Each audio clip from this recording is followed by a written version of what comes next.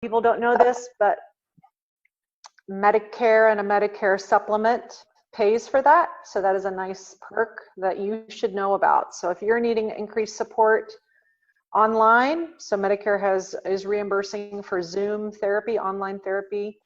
You'd have to find someone in your state that's licensed in your state, but that is an option. And there's several Medicare providers that are doing that for increased support, that sort of thing. But we're going to kind of get into the nitty gritty today. Most of my career has been in the field of older adult mental health. I worked at kind of in the academic world for many years, doing kind of statewide aging mental health work, as well as for our local Alzheimer's Disease Center, which is one of 7 international Alzheimer's research centers in the world. Did a lot of Alzheimer's research and work around that. So I'm certainly going to touch on some of the specific issues around caregivers.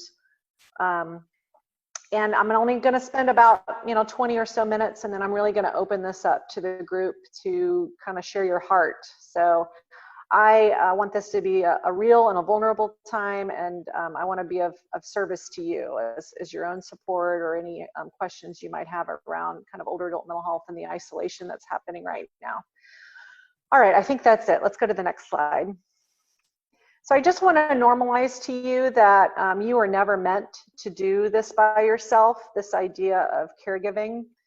I know many of your folks are in long-term care or supportive housing or something like that. And so we've got staff that are doing a lot of that caregiving. But I often remind new mothers that have just had a baby or people that are caregiving for people with Alzheimer's or another chronic illness and doing that by themselves, that this idea of kind of being isolated in that, or that one person or 2 people are doing that, that's a relatively new idea.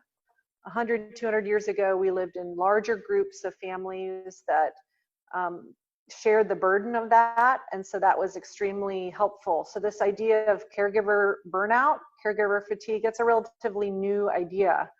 Postpartum depression, there's a lot in that. It's not all about isolation, but it certainly has its roots in that. And so I just want to tell you that if you're feeling scared, worn out for maybe the emotional burden that you have to bear right now because of your loved one in isolation, I want to tell you that there's nothing wrong with you, that compassion fatigue is a normal phenomenon that happens when we caregive for long periods of time without any reprieve.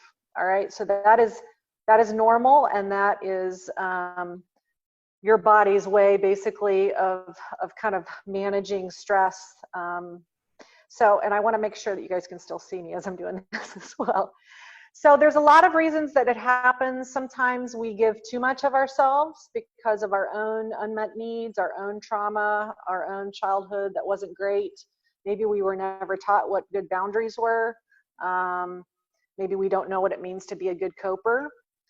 And that's not necessarily your fault. Sometimes that's just an issue where we don't have enough teaching on that. And so for some of us, we may have to get into counseling to relearn what it means to have good boundaries, to say no, to have good self-care, to be able to cope when you're struggling versus drink or go hoard or gamble or eat 400 Reese's Pieces or get on Instagram for 12 hours at a time, right? So the American way of life is very much one of avoidance and kind of medicating ourselves instead of feeling our feelings. And so this is always a struggle, especially right now with COVID.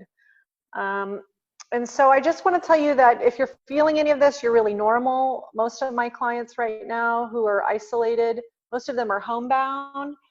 Some are in independent living, or I'm counseling their kids.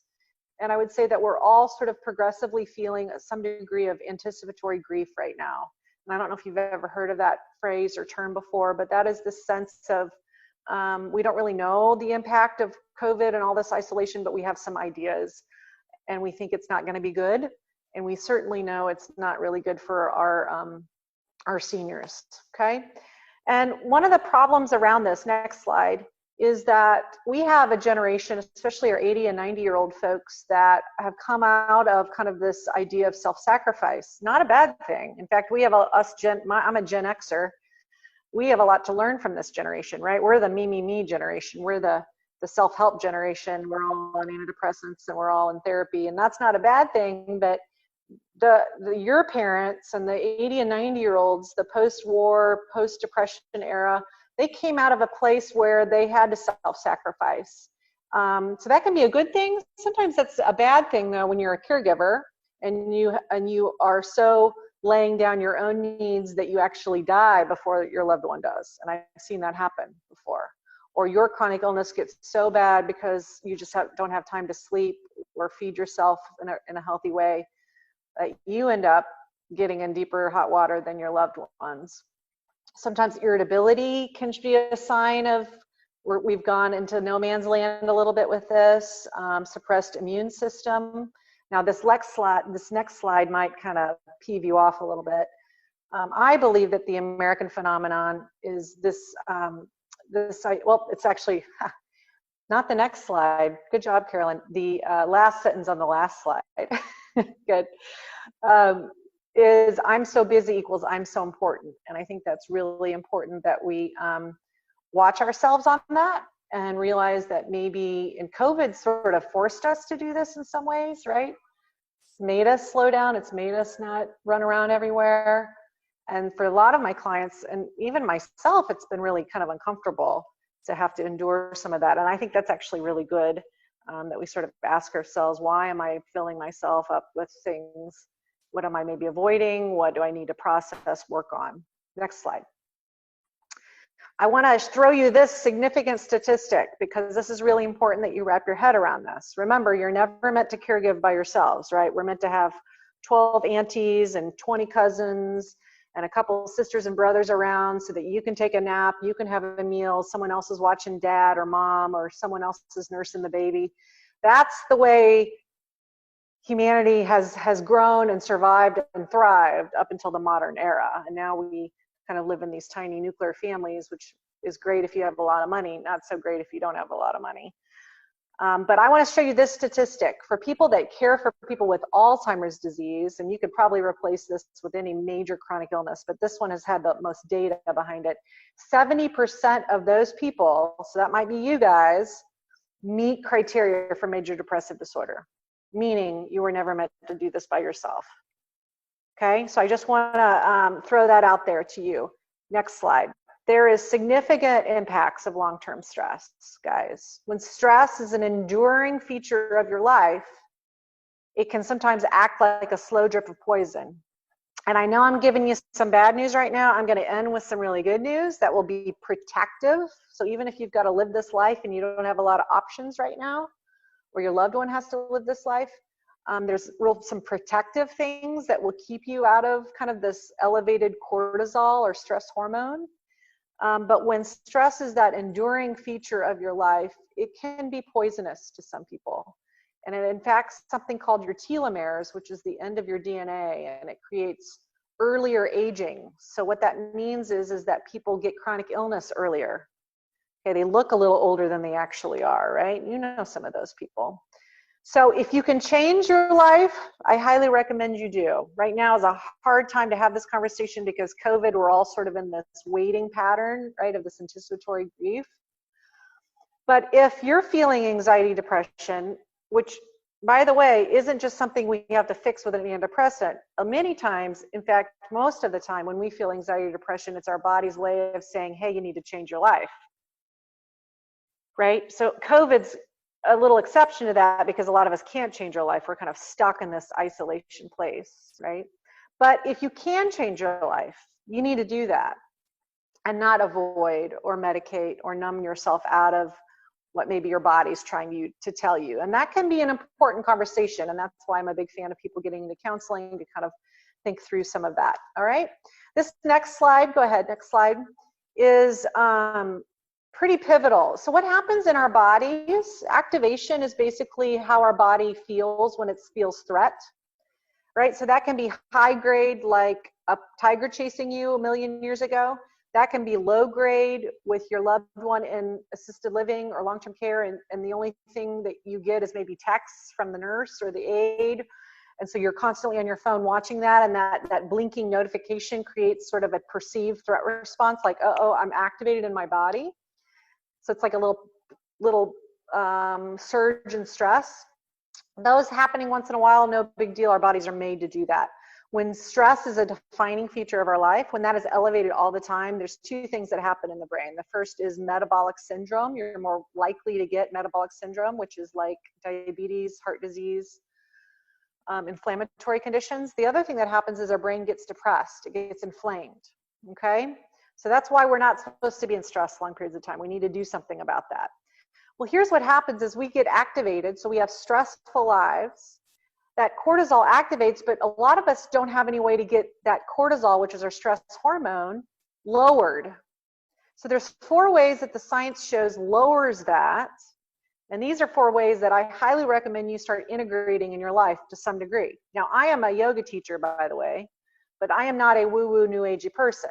I am a yoga teacher for the mental health science benefits of that I teach my clients. So I teach trauma-based yoga to people with eating disorders. I do a community yoga class online right now on Zoom Thursdays at 5 o'clock, so 6 o'clock your time. It's $3 to $5. Anyone can join. Self-care 101, 30 minutes of yoga. So, so there are tons of yoga teachers out there. Look into it. But what I'm telling you is this: the cardio piece, the yoga piece, the primal scream, the sobbing cry, all of these things that I'm listing here, these aren't the only tools in your tool belt.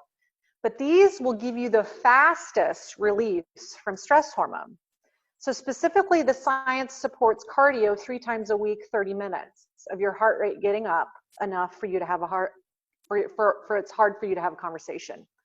So I run 3 mornings a week, okay? So do I want to run? Not necessarily. I run with my neighbor because I have accountability with her. I've been doing it for almost 15 years now. Okay, so when I have stress, because I'm a therapist, so I hear sad stories day in, day out. Sound familiar? You're probably hearing sad stories day in, day out, right? Listening to the news, your loved one, being a human being in the world right now. But because I have running integrated in my life, even when my cortisol is surging day-to-day basis, I'm running at least 3 times a week that allows that cortisol to lower down so that my brain isn't going in this runaway stress response that ultimately causes either anxiety or depression. And a lot of people are in that metabolic syndrome conversation. Yoga isn't just about breathing and stretching, but it is a lot of that, but it's the paired combination of breathing and stretching that creates changes in the way your brain processes stress, basically. So instead of going into more stress after you develop a yoga practice or Tai Chi or Qigong or centering prayer, anything where you pair movement and breath gets you this, then all of a sudden when your body goes to stress, your brain has enough neuropathway practice that it starts going and telling you take 3 belly breaths instead, right? So primal scream, sobbing, cry just show that these are ways that our bodies are supposed to get stress out. So I encourage you to scream at the top of your lungs when you're feeling sad or stressed or mad. I encourage you, if you're starting to cry, try to sob when you cry. Those things get stress out of your body. Animals, there's all sorts of other things that do that too. When we have those pathways of release, then we don't have to worry so much about the stress hormone running away in our body. We don't have to worry about the constant activation of the phone pinging at us, okay? Next slide. Next slide, please. Thanks. So there's a little bit of a delay here. So these are, in my opinion, some of the best ways to kind of protect your brain against depression risk as in the modern world.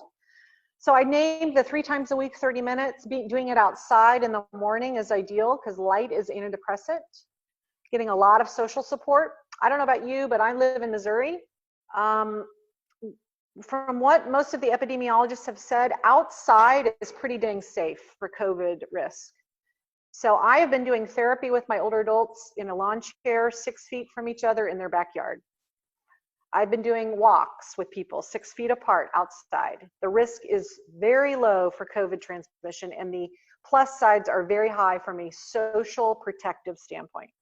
So Zoom, FaceTime, better than nothing. But if there's any way you can get your folks to meet you in the backyard or have family gatherings on the back patio, there's been, I think, worldwide only 2 instances of outside transmission of COVID, okay? Inside is the big risk. Outside, very low risk, especially 6 feet apart. So move towards as much social time as you can from a protective standpoint for you guys, okay? Sleep hygiene, at least 7 to 8 hours. Most of us need 8. A diet high in omega-3s, so that means grass-fed meat, wild-caught salmon, or you can take fish oil, is protective for the brain, and something called behavioral activation. And I don't have time to go into that, but if you're intrigued by some of this, there's a book that writes about these, and it's called The Depression Cure. Next slide. And it is by Stephen Alardi. And his theory around that is that most of us, when we lived agrarian and lifestyles, not in the city, we had more protective mechanisms against us for depression, Next slide. So the more urban we are, the more industrialized that we are, the more prone to depression we are as a culture. Next. So this is the theory, is that, and I mentioned this book, The Depression Cure. Trust me, I don't make any money off this. This is my friend, Dr. Stephen Alardi. He's a researcher and a psychologist, and he took clinically depressed people and put them in rigorous trials with exercise and light and socialization and all those things I listed, and he had not one still remain depressed, okay? So if you're intrigued by changing your lifestyle a little bit to maybe lower your reliance on medication or bolster your own antidepressant natural parts of your body, I highly recommend you read this book. You can get it for $3 online. Find it in audio version. My library has it in audio version. Really helpful for just sort of mental health 101, especially as caregivers. Thank you. Next slide. So when I think about caregiving, when I think about loving on people that are struggling right now, when we make decisions about, oh, we need to put mom in memory care, or it's time to put her in assisted living or long-term care, the #1 North Star, I like to call it, and I stole this from the Alzheimer's Association, so I want to give them credit. The #1 North Star with this is we make decisions based on preserving the relationship. So what do I mean by that? My mom was on hospice care about 7 years ago for cancer, and I was a hospice nurse. I was a hospice social worker at the time, ironically, but I kind of quit my job and cared for her part-time. I had young children at the time, and I felt like this was something I wanted to do. And I thought, I'm going to change her diapers. I'm going to give her a bath. I'm going to do it all because I love my mom and we're very close. And she was also a social worker. After about 3 weeks of doing that, I realized that giving my mom a bath and changing her poopy bottom, sorry to be crass, but I think some of you will know what I'm talking about, was actually impeding my relationship with her. That she and I were having a hard time bonding over our love for the Bachelor franchise because I was so busy doing some of that. Now, we had the luxury that she had some long-term care insurance, right, that reimbursed some home care, and so we were able to access some of that. And so we could pay someone to take some of that. But this is kind of an example of we make decisions based on preserving the relationship that my mom and I had, the daughter-mother relationship. And if someone else can give her a bath, someone else can do that work so that I can still be her daughter, that's a really good decision. So I hope that helps when you're trying to make decisions. Some of you, and I know a lot of you may not have the luxury of that, but I just want to throw that out there. Next slide.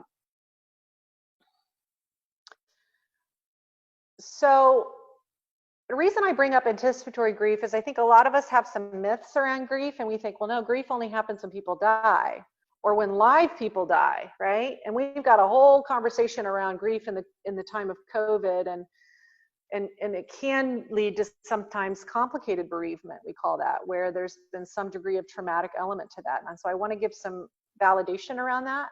Next slide. But there's a term here called the dual process model of grief. And this is what we now know in the research about how most people grieve. So you and I were probably taught in maybe our college classes, the Elizabeth Kubler-Ross stages of grief. You may remember that: denial, bargaining, acceptance, some of those, and that people have to kind of go through these stages. And I have to tell you that in the last kind of 20 years, a lot of her stuff has been debunked. A lot of people get mad at me when I say that because she's well loved. But that really the research supports this model right here of grief and loss. And in this case, anticipatory grief that we're all sort of feeling to some degree, which looks a lot like depression or anxiety, that we kind of hang out on one side and we watch the news too much, which if you want to have a semblance of mental health, I highly, highly recommend that you shut down the news. And I know that's going to be hard for you to hear, but every research study shows that the more intake of secondary trauma, so the more stories you hear, bad news, the more higher your threat response is in your body. Higher threat response means higher cortisol, more metabolic syndrome, more depression risk, okay? So what most of us express in anticipatory fear is sort of, we ping pong back and forth between these two sort of sides of things, all right? So that's pretty typical, right? So we will have a few moments or days where we feel some joy maybe, or we actually get to go out on the boat with our family and be outside, which is what happened to me yesterday, right? And then I kind of came back to work where I'm on Zoom with everyone and I'm sort of shutting it inside all day, and I kind of feel this sort of loss-oriented place of life, right? So this is pretty common that we kind of ping pong back and forth. Next slide. Now, I'm going to give you the good news. Resiliency. How do we build resiliency in ourselves, right? And the resiliency is simply this ability to turn good things out of bad.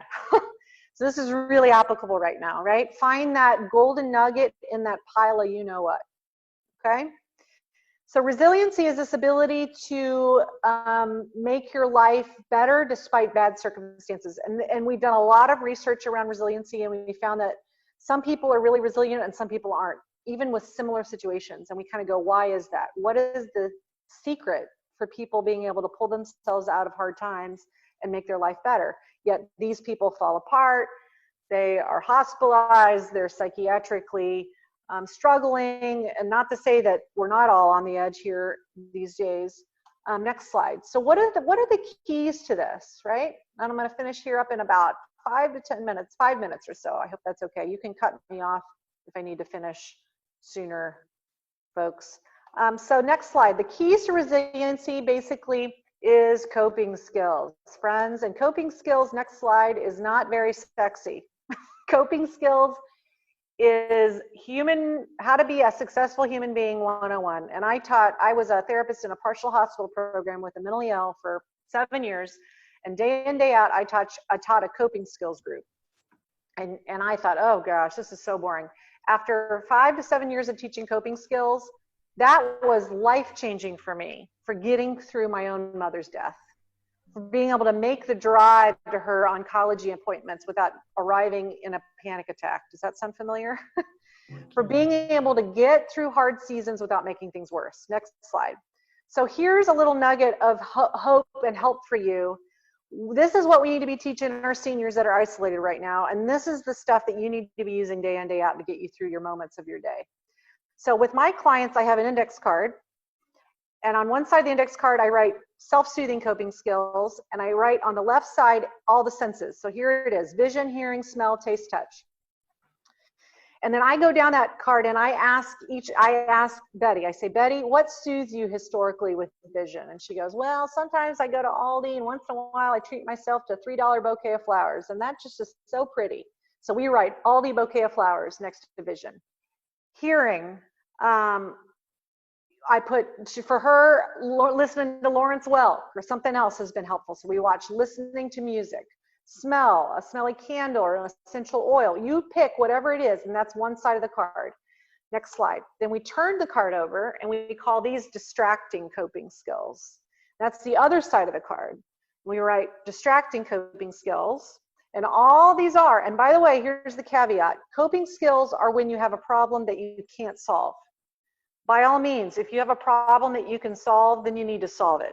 You need to not avoid, not numb, not go sit on social media all day instead of doing what you need to do. So coping skills is only when you have a problem and you can't solve it. Hello, coronavirus isolation, right? So we distract ourselves, which can be a powerful coping skill. Next slide. And here's the ways we do it. Other activities. This is hard. A lot of things are damped down. Okay, but whatever. You can pick something out. There's a lot of stuff going online if you choose to do that. Contributing, giving back, serving someone else, taking a lasagna over to someone else that's got a worser lot than you, comparing yourself to someone who's got a worser lot than you. Okay, here's a biggie. If you're feeling sad, by all means, do not go listen to Celine Dion's greatest hits. You need to be going and listening to a comedy CD or turning on the comedy channel on Sirius, or watching Dumb and Dumber, my favorite movie of all time, okay? So these are, by the way, in case this is intriguing to you, this is all something called DBT, dialectical behavioral therapy, okay? This is a mental health intervention. We teach people how to get through crisis, okay? Told you about the Medicare. Keep going. Next slide. Next slide. We're gonna go through these. I want to just tell you, if you are struggling, there are resources out there, many of them online. And these are things to ask for if you're needing them. Next slide will kind of specifically get people. So if you're needing some intakes, you can usually, Medicare reimburses licensed clinical social workers. That's what I am. They also will reimburse psychologists, PhD psychologists, okay? If you're wanting medication only, that's a psychiatry, neurology, doctor, physician sort of thing, okay? But you can get a lot of benefit through therapy, and the statistics show that therapy is as effective as medication in changing the brain. The good news is that therapy changes the brain permanently. Medication only works as long as you take it, okay? Next slide. So this is really important. I'm going to end with this kind of my top 5 tips for staying emotionally resilient. And here's the good news. And then feel free, you got me almost an hour. So feel free to, I know I blew through a lot of these slides. If you have questions, feel free to put those in chat, or we'll have some time for that, okay? So these are my really, like, how do I stay okay even in this time of crisis, okay? By the way, here's my final advocacy piece. I'm a social worker. I have to do an advocacy.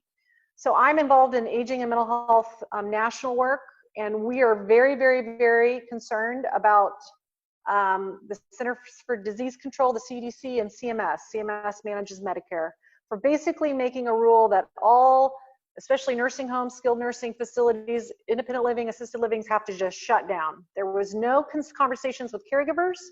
There was no conversations with therapists. There was no conversations with seniors. In my opinion, this is a civil rights issue, okay? And many of these communities don't have landlines anymore in people's rooms, that the phone calls and conversations with their loved ones is their link to their mental health. You guys probably are feeling this immensely.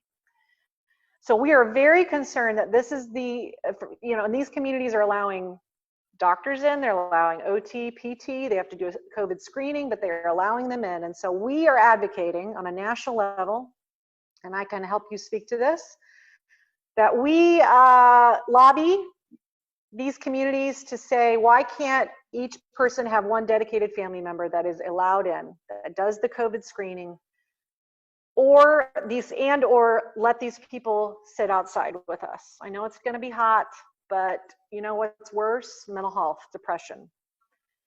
And we're having a surge in mental health crises right now, and we believe that locking people down is not the answer.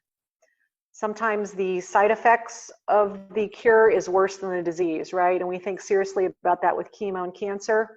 Is chemo worth it? And I think we have to think, is 100% shutting our olders down with no socialization truly best for their overall wellness, okay? So that is happening. We're hoping to move into that direction, as well as releasing COVID numbers and informed consent about COVID, and people know what's happening in their communities and that sort of thing. So top 5 tips for staying emotionally resilient, here they are. Get antidepressant exercise and do it outside. 3 times a week, 30 minutes is antidepressant. So that means Zumba. You can do, there's free Zumba all over YouTube. You can run, train for a 5K. You can power walk 6 feet from your friend, and it's gonna be safe. You can wear masks if you want, but I feel pretty confident in recommending that to you. My doctor has told me this is all fine and recommended, okay? Very powerful. Sunlight is antidepressant, not just from a vitamin D standpoint, friends, but from a standpoint of when light hits the back of your eyes, it triggers serotonergic, which is your antidepressant neurotransmitter in your brain, okay? So I have people on light boxes. If you can't do that, go outside within an hour or 2 of waking and put your face in the sun for 15 to 30 minutes. That is antidepressant. It also helps with sleep. Put limitations, filters, and limits on your gadgets and devices. I'm kind of a Debbie Downer right now, right? This is our link to the world. The problem is that every minute spent online leads to more depression. I hate to tell you that. So we are Zooming, and it's better than nothing. But if you choose social media over Zooming with your friend, or meeting on a patio with a girlfriend, or going for a walk with someone, then that's when we get concerned. FaceTime, true connection with people 6 feet apart, is far more antidepressant than anything done online. So if you can move in that direction, move towards outdoor communing with people, spaced out, okay? Every study, especially with teenagers, is showing more online use, more depression. That's when our suicide epidemic started with teenagers in 2011. That's when smartphones took over, okay? Protect sleep above all else. Dr. Stephen Alardi talks a lot about that in his book, and so I just want to drive that home. A lot of us are on devices, and that impedes your sleep. A lot of us are Netflixing or social media late into the night, and we're waking up early, and we're not getting what we need. A sleep-deprived brain is an inflamed brain, and we know what an inflamed brain is. It's a depressed or an anxious brain, okay? Talking about FaceTime trumps screen time, and that's exactly what I mean, and then this mindfulness piece, okay? The last slide, friends, and then we're done. Mindfulness is this ability to be in the moment. And that's why I'm suggesting that you find some sort of meditation program, yoga program, find something in your community, yoga outside, and dip your toe into that, because that is the best way for us to transition our brains out of a stress-related condition to more of a calming position, okay? There's a great book called 8-Minute Meditation. It gives you an introduction to meditation, and it's not cultish, it's not religious. It's what people in religious traditions, monks have been doing forever, sitting quietly in their thoughts, breathing, centering on prayer, or whatever you'd like, okay? Same benefit. All right, I think that is it, friends. You can scroll to the end to the questions part if you want, Carolyn, and I'm just gonna open it up. Thanks for putting up with my shaky phone here. Again, my computer, I hope it's not broken. It is kaput, it appears. So I'm grateful for smartphones.